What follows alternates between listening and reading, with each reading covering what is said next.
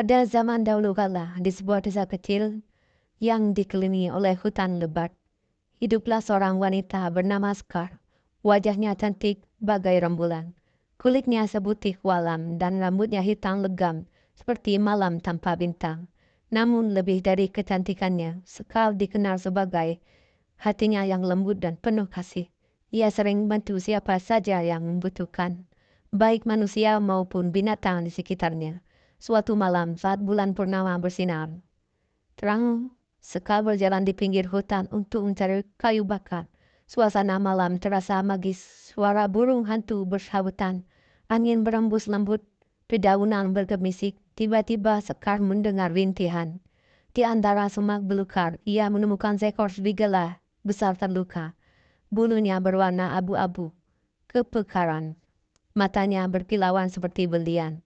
Dengan penuh kasih sayang, Sekar mendekati serigala itu. Ia tidak merasa takut meskipun binatang itu terlihat sangat besar dan kuat. Sekar membalut luka serigala itu dengan sobekan kain dari selendangnya. "Kamu aman sekarang," bisiknya lembut. Serigala itu menatap dalam-dalam seolah memahami setiap kata yang diucapkan Sekar. Setelah luka serigala itu dirawat, ia bangkit berdiri, menatap Sekar sekali lagi, lalu menghilang ke dalam hutan. Sekar pulang tanpa tahu bahwa perbuatannya malam itu telah mengubah nasibnya. Hari berlalu. Malam itu sebuah pesta panen besar diadakan di desa Sekar. Di tengah keramaian, seorang pria tampan yang belum pernah dilihat sebelumnya tiba-tiba muncul.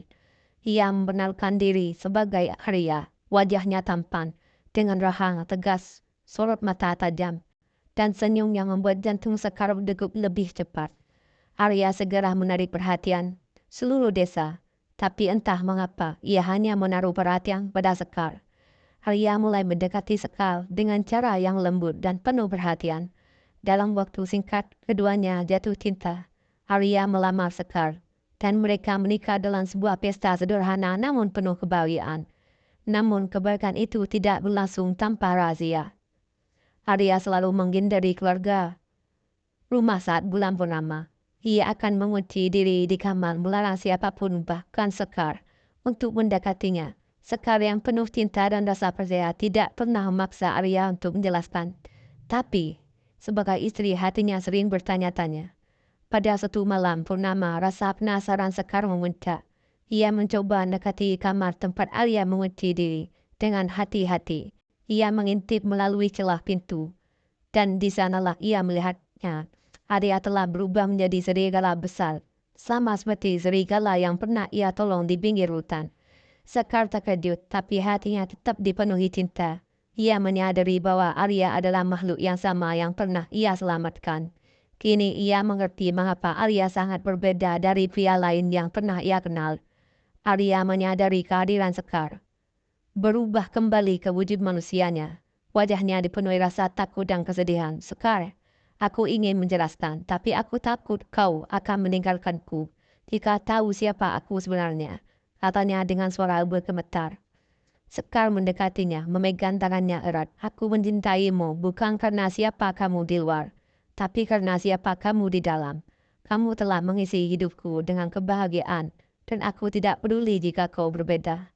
Mendengar kata-kata itu, Arya memeluk Sekar dengan erat. Sejak itu, mereka hidup dalam cinta yang lebih kuat, penuh dengan pengertian dan penerimaan. Sekar memberi bahwa Arya adalah siluman serigala, dan Arya semakin menghormati Sekar saat atas keberaniannya mencintai tanpa syarat. Dan konon katanya, hingga kini di malam purnama di tepi hutan desa itu sering terlihat bayangan seorang wanita cantik berjalan bersama seekor serigala besar. Keduanya menyatu dalam harmoni yang tidak bisa dipisahkan.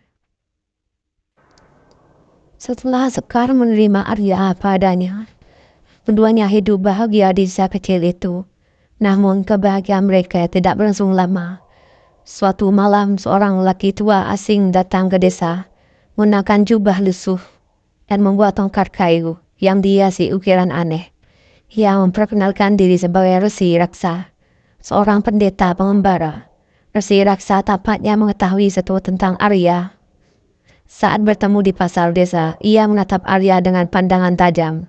seolah-olah melihat sesuatu yang tak terlihat oleh orang lain. Tanpa ragu, Resi Raksa menghampiri Sekar. Di rumahnya seekor harinya, wanita muda, kata Resi Raksa, suaranya dalam dan menggema. Apakah kau tahu siapa suamimu sebenarnya? Sekar terdiam, merasa gelisah. Aku tahu, jawaban lembut, namun penuh keyakinan. Dia adalah siluman serigala, dan aku mencintainya apapun wujudnya. Resi Raksa tersenyum pahit. Cintamu memang kuat, tapi kau harus tahu bahwa kutukan yang ada padanya lebih besar daripada yang kau kira. Sekar memandangnya penuh kebingungan. Kutukan apa yang kau maksud, Resi? Resi Raksa duduk di dekat Sekar dan menceritakan kisah menganjurkan. Arya bukanlah sembarangan siluman serigala.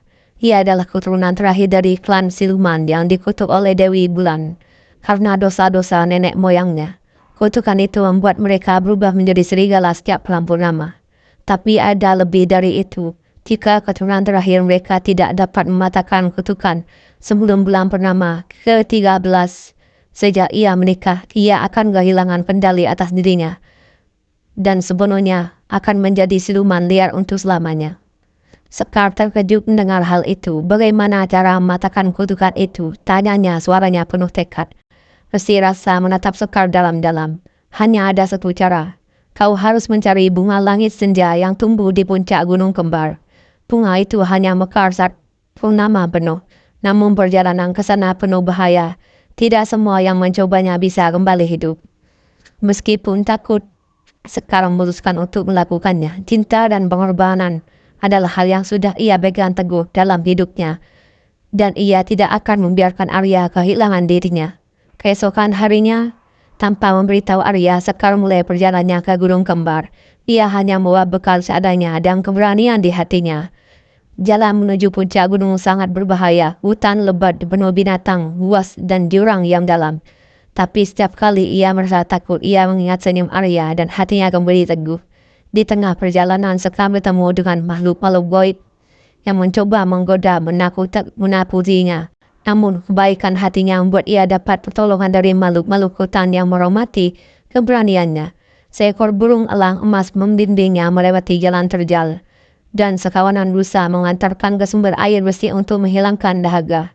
Setelah perjalanan panjang, Sekar akhirnya mencapai puncak gunung kembar, dan malam purnama, di bawah sinar bulan ia melihat bunga langit senja yang memancarkan cahaya lembut. Tapi saat ia mendekati untuk memetik bunga itu, seekor siluman naga penjaga muncul melindungi bunga dengan raungan penggema. Siapa yang berani mengambil bunga suci ini?